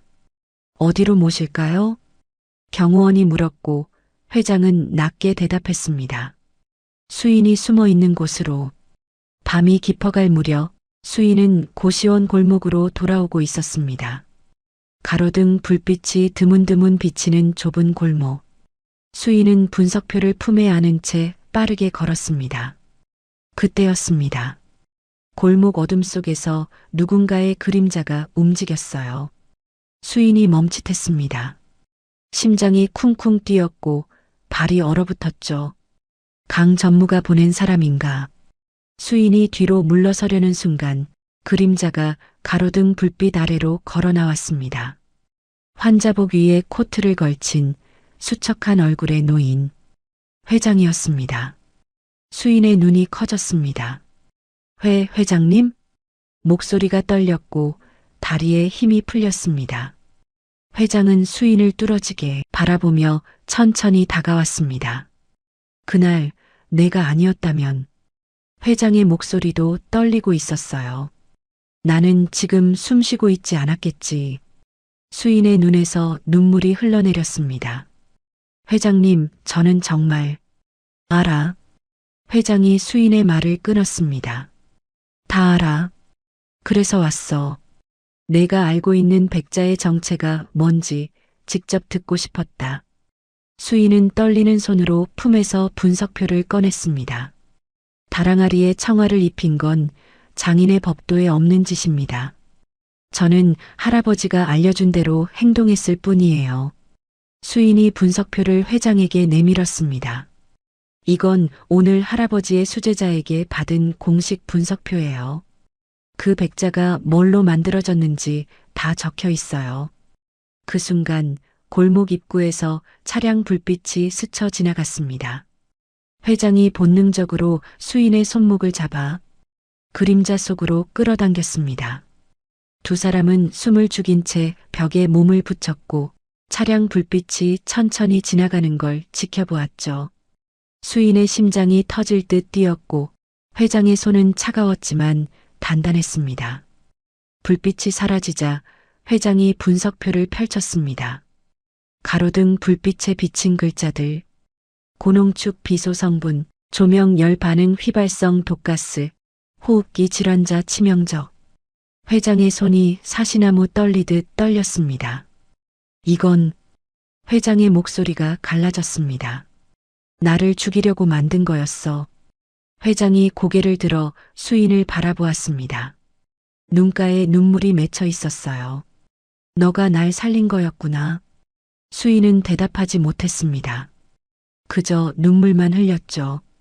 회장이 분석표를 가슴에 품으며 나지막하게 말했습니다. 미안하다, 수인아. 내가 어리석었다. 그 말에 수인의 어깨가 들썩였고 참았던 울음이 터져 나왔습니다. 차가운 골목에서 두 사람은 한참을 서 있었고 가로등 불빛만이 그들의 그림자를 길게 들이우고 있었습니다. 그날 밤 회장은 병실로 돌아왔습니다. 경호원이 몰래 휠체어를 밀어 뒷문으로 들어왔고 회장은 다시 침대에 누웠죠. 하지만 회장의 눈빛은 달라져 있었습니다. 수인에게서 받은 분석표가 가슴 안쪽 주머니에 들어 있었거든요. 이제 싸울 준비가 됐어. 회장은 눈을 감았습니다. 다음 날부터 회장은 연기를 시작했습니다. 마치 의식이 거의 없는 것처럼 의사가 와도 눈을 뜨지 않았고 강 전무가 와도 꿈쩍하지 않았죠. 회장님 상태가 많이 안 좋습니다. 의식이 돌아올 가능성이 낮습니다. 담당 의사가 강 전무에게 보고했고 강 전무의 입꼬리가 살짝 올라갔습니다. 드디어 끝이 보이는군. 강 전무는 병실을 나서며 비서에게 지시했습니다. 언론에 뿌려. 회장 위독, 의식 불명이라고. 며칠 뒤 고시원 좁은 방에서 수인은 TV를 보고 있었습니다. 화면에 긴급 뉴스 자막이 떴죠. 한도그룹 한 회장, 의식 불명 상태, 회복 가능성 희박. 수인의 심장이 쿵 내려앉았습니다. 회장님이 돌아가시는 거야? 손에 들고 있던 컵라면이 바닥에 떨어졌고 수인은 멍하니 화면을 바라보았습니다. 그날 밤 골목에서 만났을 때는 멀쩡하셨는데 내가 마지막으로 본 게 마지막이 되는 건가? 수인은 벌떡 일어났습니다. 가만히 있을 수 없었어요. 전 국민에게 사기꾼으로 찍힌 몸이지만 그런 건 상관없었습니다. 마지막 인사라도 해야 해. 수인은 모자를 눌러 쓰고 마스크로 얼굴을 가린 채 고시원을 뛰쳐나갔습니다. 병원에 도착한 건 밤 11시쯤이었습니다. VIP 병동 앞에는 경비가 삼엄했지만 수인은 포기하지 않았어요. 교대 시간이라 복도가 잠시 비어있는 틈을 타 몰래 병실 쪽으로 다가갔습니다. 심장이 터질 것 같았고 손바닥에 땀이 흥건했죠. 문을 살짝 밀자 삐걱 소리가 났습니다. 어두운 병실 안 희미한 기계음만 울리고 있었어요. 침대 위에 회장이 누워 있었습니다. 얼굴이 창백했고 눈은 감겨 있었죠. 산소호흡기가 코에 꽂혀 있었고 심장박동기 소리가 규칙적으로 울렸습니다. 수인의 눈에서 눈물이 흘러내렸습니다. 수인은 조심스럽게 침대 옆으로 다가갔습니다. 회장의 손을 잡았는데 차가웠어요. 회장님, 수인의 목소리가 떨렸습니다. 제발 깨어나세요. 회장님, 참았던 울음이 터져 나왔고 수인은 회장의 손을 꼭 쥔 채 흐느꼈습니다. 그때였습니다. 병실 문이 벌컥 열렸습니다. 강 전무였어요. 양복을 말끔하게 차려입고 뒤에는 변호사가 서류 가방을 들고 서 있었죠. 강 전무는 회장의 서명을 받으러 온 거였습니다. 경영권 이양 서류에 도장을 찍게 하려고. 강 전무의 눈이 수인을 발견하고 커졌습니다. 뭐야, 이 사기꾼이 여기 왜 있어? 강 전무의 목소리가 병실을 가득 채웠습니다. 보아는 뭐 하는 거야? 외부인이 어떻게 들어온 거야?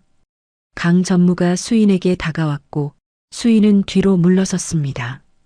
저는 그냥 회장님 뵈러. 닥쳐. 강 전무가 수인의 팔을 잡아 침대에서 떼어냈습니다. 이 더러운 손으로 회장님을 만져. 강 전무가 수인을 거칠게 밀쳤습니다.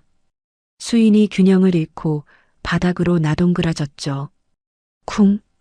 수인의 몸이 차가운 바닥에 부딪혔고 품에 있던 낡은 지갑이 튀어나와 열렸습니다. 지갑 안에 간직하고 있던 빛바랜 사진 한 장이 바닥으로 떨어졌어요. 사진이 미끄러지듯 회장의 침대 바로 밑으로 들어갔습니다. 그 순간 침대 위에서 미세한 움직임이 있었습니다. 혼수 상태를 연기하며 눈을 감고 있던 회장이 수인의 비명소리에 본능적으로 눈꺼풀이 떨렸습니다. 희미하게 뜬 눈 사이로 뭔가 흐릿하게 보였어요. 침대 바로 옆 바닥에 떨어진 종이 한 장. 회장은 자신도 모르게 고개를 돌려 그것을 바라보았습니다. 눈을 깜빡이며 초점을 맞추는데 점점 선명해지는 얼굴이 있었어요. 사진 속에는 세 사람이 환하게 웃고 있었습니다. 젊은 남자가 가운데 서 있었고 옆에는 여자와 어린 소녀가 있었죠. 그 순간 회장의 심장이 멎는 것 같았습니다. 회장이 벌떡 몸을 일으켜 사진을 집어들었습니다. 남자의 얼굴. 회장은 그 얼굴을 절대 잊을 수 없었습니다. 김 과장, 20년 전 공사 현장 붕괴 사고 때 자신을 밀쳐내고 대신 철근 더미에 깔려 목숨을 잃은 생명의 은인. 회장이 평생 가슴에 묻고 살았던 빚진 이름. 병실의 모든 소리가 사라지는 것 같았습니다. 강 전무의 고함도 기계 소리도 아무것도 들리지 않았어요. 회장의 눈에는 사진 속 남자의 얼굴만 보였습니다. 그리고 그 옆에 서 있는 어린 소녀. 지금 바닥에 쓰러져 있는 수인과 똑같은 눈, 똑같은 인매. 회장의 손이 떨리며 사진을 집어들었습니다. 사진을 뒤집자 손글씨가 보였어요. 나의 보물, 딸 수인과 함께. 그 글씨를 본 순간 회장의 눈에서 눈물이 터져 나왔습니다. 김 과장. 회장의 입에서 신음 같은 소리가 새어나왔습니다. 그럼 이 아이가 김 과장 딸이란 말이냐? 회장의 목소리가 점점 커졌고 온몸이 부르르 떨렸습니다. 20년 동안 갚고 싶었던 빚. 그 은인의 딸이 바로 내 눈앞에서 사기꾼 취급을 당하며 바닥에 쓰러져 있었습니다. 으아.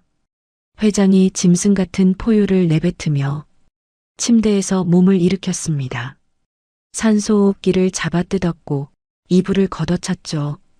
강 전무의 얼굴이 새하얗게 질렸습니다. 회장님? 죽어가던 사람이 갑자기 일어난 거였어요.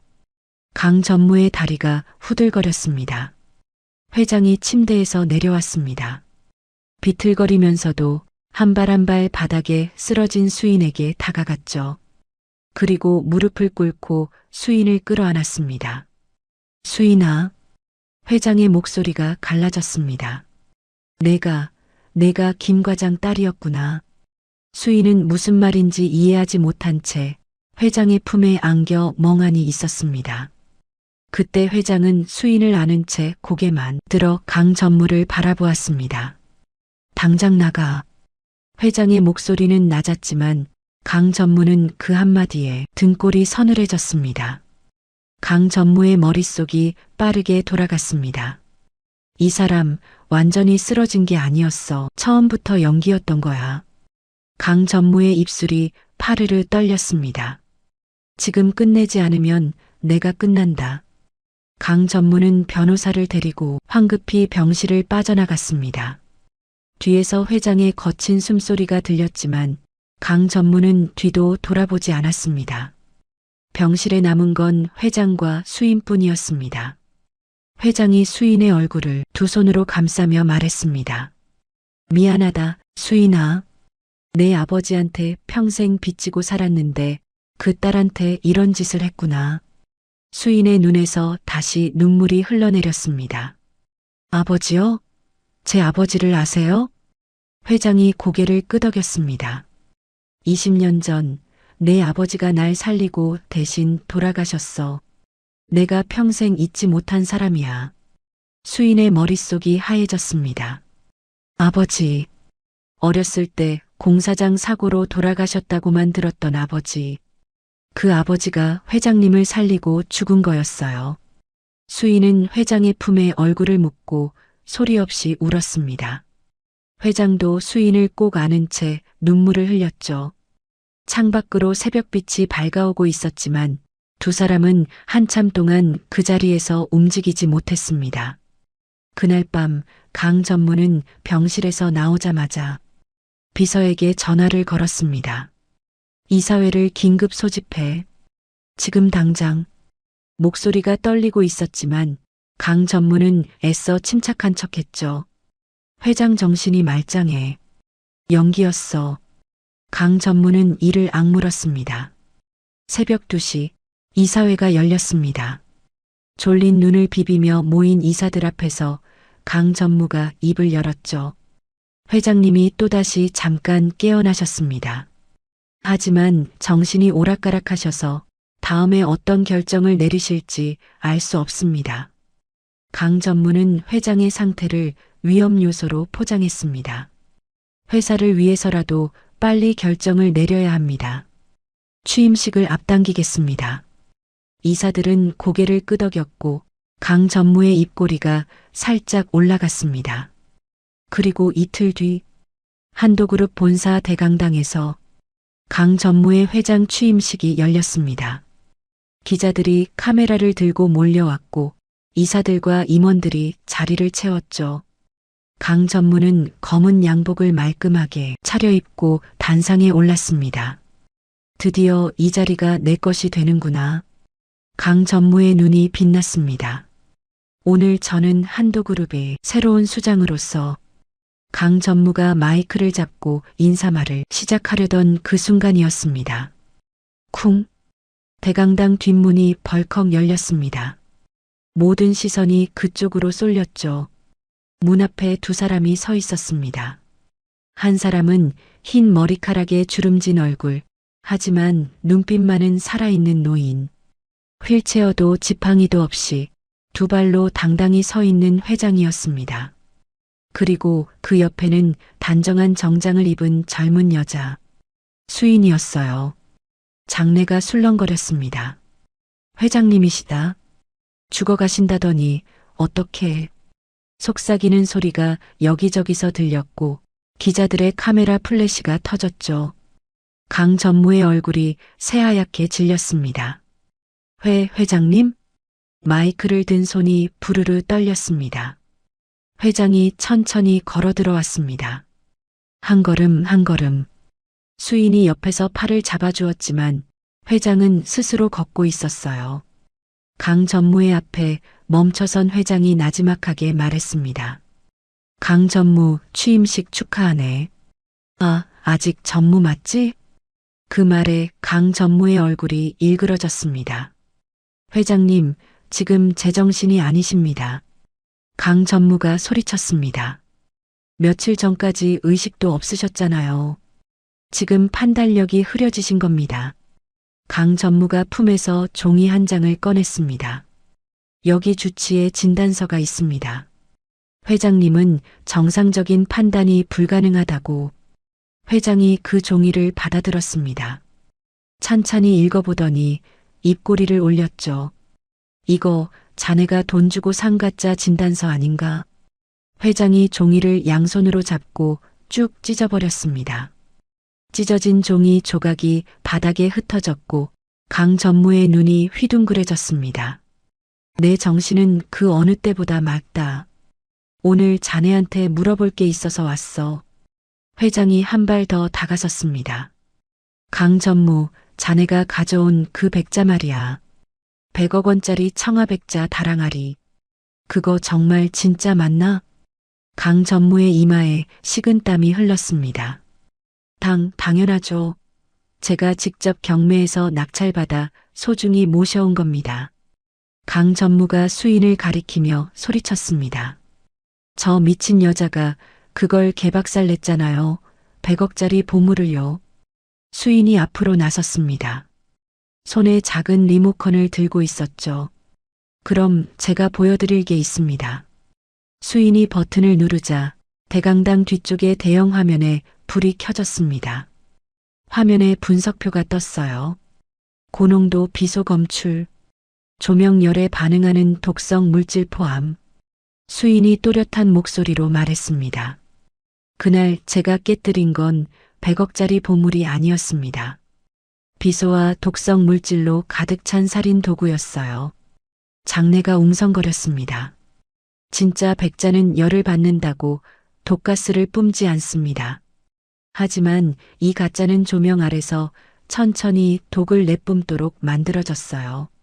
수인의 눈이 강 전무를 향했습니다. 폐가 안 좋으신 회장님을 노린 거죠. 강 전무의 얼굴이 벌겋게 달아올랐습니다. 그럴 리가.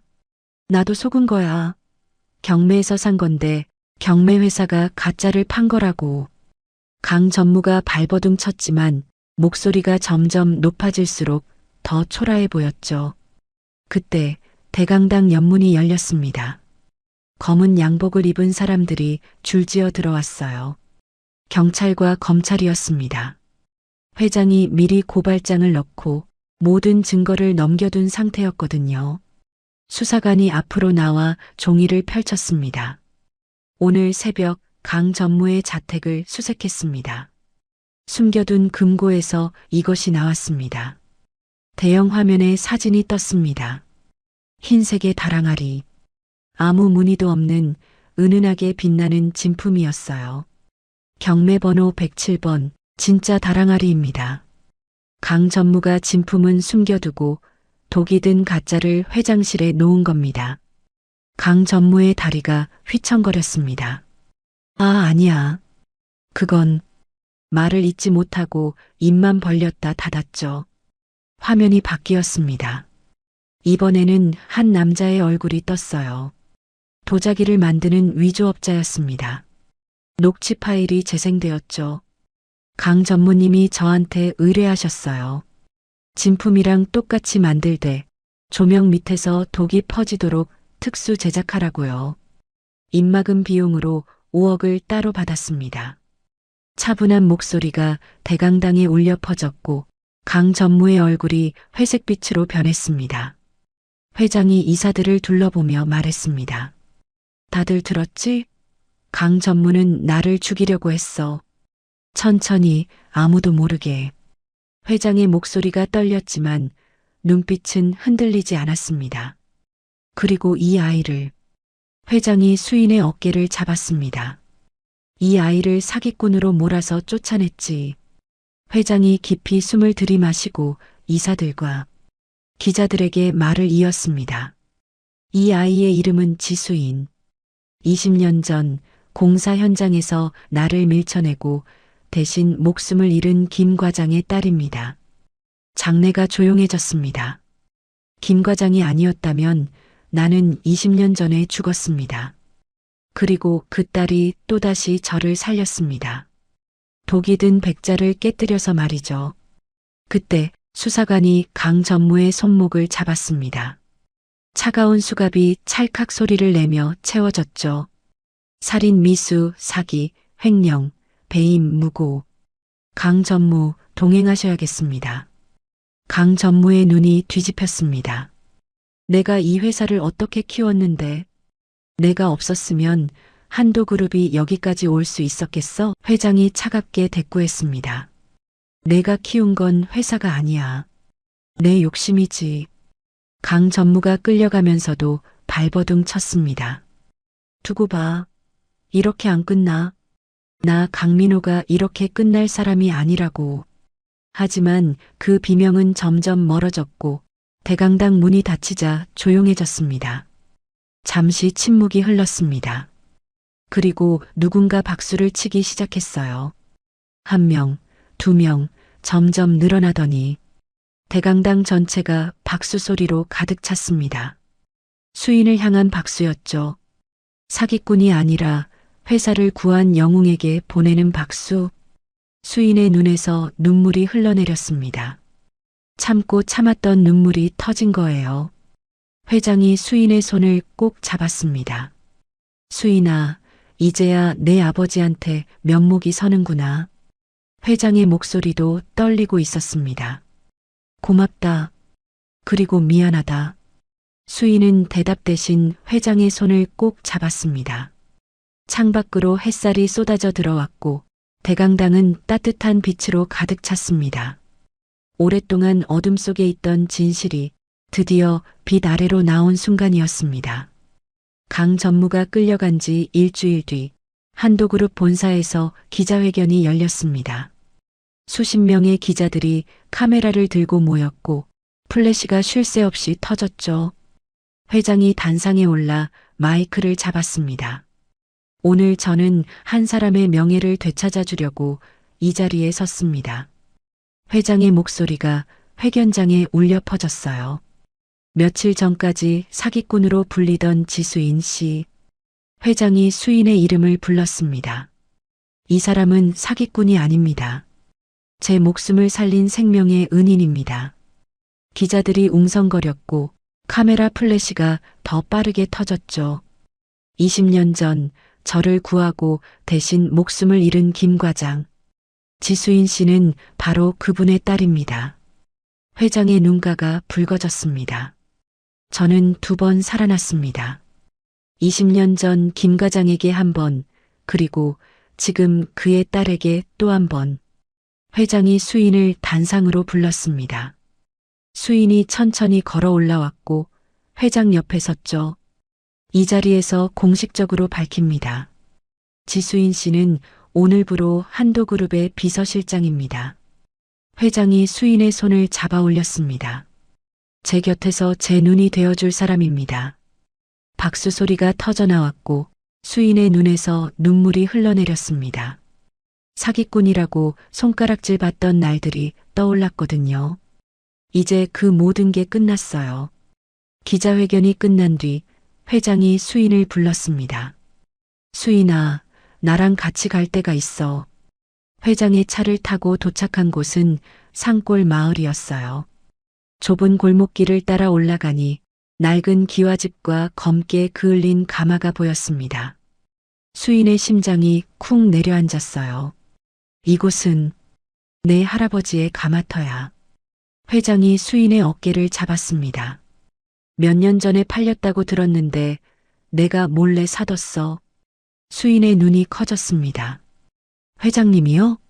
내 할아버지의 이름이 끊기면 안 되잖아. 회장이 가마터 안으로 수인을 이끌었습니다. 낡은 건물은 새로 고쳐져 있었고 안에는 깨끗한 작업대와 새가마가 놓여 있었죠. 현대식으로 바꿨어. 이제 여기서 내가 흙을 빚으면 돼. 수인은 한참 동안 말을 잇지 못했습니다. 눈물이 볼을 타고 흘러내렸고 수인은 회장에게 깊이 고개를 숙였습니다. 감사합니다. 정말 감사합니다. 그로부터 며칠 뒤 수인의 어머니가 수술을 받았습니다. 회장이 최고의 병원과 의료진을 연결해준 덕분이었죠. 수술은 성공적이었고 어머니는 조금씩 건강을 되찾기 시작했습니다. 수인이 병실에서 어머니의 손을 잡고 있을 때 어머니가 희미하게 웃었어요. 우리 딸, 이제 고생 안 해도 되겠구나. 수인은 대답 대신 어머니의 손을 꼭 쥐었습니다. 오랫동안 짊어졌던 짐이 내려가는 것 같았어요. 수인은 가마터 한쪽에 작은 사진을 모셨습니다. 돌아가신 할아버지의 사진이었어요. 흙 묻은 앞치마를 두르고 환하게 웃고 계신 모습. 수인이 사진 앞에 무릎을 꿇고 2 손을 모았습니다. 할아버지, 저 다시 여기 왔어요. 할아버지 가마터요. 목소리가 떨렸지만 눈빛은 단단했죠. 할아버지가 가르쳐 주신 대로 흙을 빚을게요. 하늘에서 지켜봐 주세요. 바람이 불어와 가마터 안을 휘감았고 수인은 그 바람이 할아버지의 대답 같다고 느꼈습니다. 어느 날 회장이 수인에게 부탁을 했습니다. 수인아, 회장실에 자리가 비었어. 예전에 그 가짜 백자가 있던 자리 말이야. 수인은 알고 있었어요. 독이 든 가짜 도자기가 있던 그 자리. 그 자리를 채워줄 수 있겠니? 내가 직접 빚은 걸로. 수인은 고개를 끄덕였습니다. 제가 해볼게요. 그날부터 수인은 가마터에서 밤낮으로 일했습니다. 할아버지가 가르쳐 주신 대로 천연 흙을 손으로 반죽했어요. 화학약품 대신 나무재로 만든 유약을 썼고 정성껏 모양을 잡았죠. 며칠 밤을 꼬박 세우며 물레를 돌렸습니다. 드디어 다랑아리가 완성되었습니다. 화려한 무늬는 없었어요. 청아도, 금박도 없는 순백의 다랑아리. 하지만 은은한 우윳빛이 감돌았고 둥글고 넉넉한 모양이 마치 보름달 같았죠. 회장은 다랑아리를 보며 고개를 끄덕였습니다. 이게 진짜 다랑아리다. 숨쉬는 항아리야. 수인의 눈에 눈물이 고였습니다. 한도그룹 회장실에 다랑아리가 놓이던 날이었습니다. 수인이 직접 항아리를 받쳐들고 중앙에 세웠어요. 예전에 100억짜리 가짜 백자가 있던 바로 그 자리. 이제 그 자리에는 수인이 정성껏 빚은 소박한 다랑아리가 놓였습니다. 회장이 다랑아리를 바라보며 말했습니다. 100억짜리보다 훨씬 낫구나. 수인이 회장 옆에 서서 대답했어요. 100억이라는 숫자가 매겨지지 않아도 누군가의 숨을 편안하게 해준다면 그게 진짜 보물이에요. 회장이 고개를 끄덕였습니다. 맞아. 내 말이 맞아. 저녁 무렵 회장과 수인은 회장실에서 마주 앉았습니다. 수인이 찻잔에 따뜻한 보리차를 따랐어요. 그 찻잔은 예전에 수인이 직접 고친 찻잔이었습니다. 깨진 틈을 금으로 메워서 더 아름다워진 회장 아내의 유품. 회장이 찻잔을 들어 보리차를 한 모금 마셨습니다. 이 찻잔처럼 우리 인생도 그렇구나. 회장이 나지막하게 말했어요. 깨졌지만 금으로 메우니까 더 단단해졌어. 수인이 미소 지었습니다. 맞아요. 상처가 있어서 더 아름다워지는 것도 있어요. 창밖으로 노을이 물들고 있었습니다. 붉은 빛이 회장실을 가득 채웠고 두 사람은 한참 동안 창밖을 바라보았죠. 수인아. 회장이 입을 열었습니다. 이제야 김 과장한테 면목이 서는구나. 20년 동안 빚진 마음이었는데. 수인이 고개를 저었습니다. 회장님은 빚진 게 아니에요. 아버지가 살리고 싶어서 살린 거예요. 그게 아버지의 선택이었어요. 회장의 눈가에 눈물이 맺혔습니다. 며칠 뒤 수인은 가마터에 있었습니다. 노을이 지는 가마터에서 혼자 앉아 흙을 만지고 있었죠. 흙 냄새가 코끝을 간지렸고 저 멀리서 새소리가 들렸습니다. 할아버지 사진이 작업대 옆에 놓여 있었어요. 할아버지, 이 흙 좀 봐요. 결이 참 곱죠? 수인이 사진을 향해 웃으며 말했습니다. 그때 가마터 입구에서 인기척이 났습니다. 회장이었어요. 지팡이를 짚고 천천히 걸어오고 있었죠. 여기 있었구나. 회장이 수인 옆에 섰습니다. 뭘 만들고 있어? 찻잔이요. 이번엔 찻잔을 빚어보려고요. 수인이 대답했고 회장이 웃었습니다. 두 사람은 노을 아래 나란히 앉았습니다. 수인이 흙을 빚고 회장이 옆에 앉아 지켜보고 할아버지 사진이 따뜻한 노을빛을 받아 빛났습니다. 붉은 노을이 두 사람을 감싸 안았고 가마터에는 평화로운 공기가 흘렀습니다. 사람도 흙도 진심을 다하면 반드시 향기를 남긴다. 수인은 흙을 만지며 생각했습니다. 모두의 진심이 모여서 지금 이 순간이 만들어진 거야. 해가 지고 가마터에 어둠이 내렸습니다. 하지만 가마 안에서는 따뜻한 불빛이 새어나왔고 세 사람의 웃음소리가 밤하늘로 퍼져나갔습니다. 오랫동안 어둠 속에 있던 사람들이 드디어 빛을 찾은 밤이었습니다. 오늘 이야기를 끝까지 함께 해주셔서 감사합니다. 진짜 보물이 과연 무엇일까요? 문득 질문을 던져봅니다. 나를 믿어주는 사람, 언제나 그 자리에서 기다려주는 사람, 그게 진짜 인생의 보물 아닐까요? 여러분 곁에도 그런 보물 같은 사람이 있으신가요? 댓글로 나눠주시면 저도 함께 따뜻해질 것 같습니다. 들으시면서 부족한 점이 있었다면 말씀해주세요. 다음 영상에 꼭 반영해서 더 좋은 이야기로 찾아뵙겠습니다. 오늘도 건강하시고 소중한 분들과 따뜻한 하루 보내시길 바랍니다. 구독과 좋아요 부탁드려요. 사연 채널 인생영가였습니다. 감사합니다.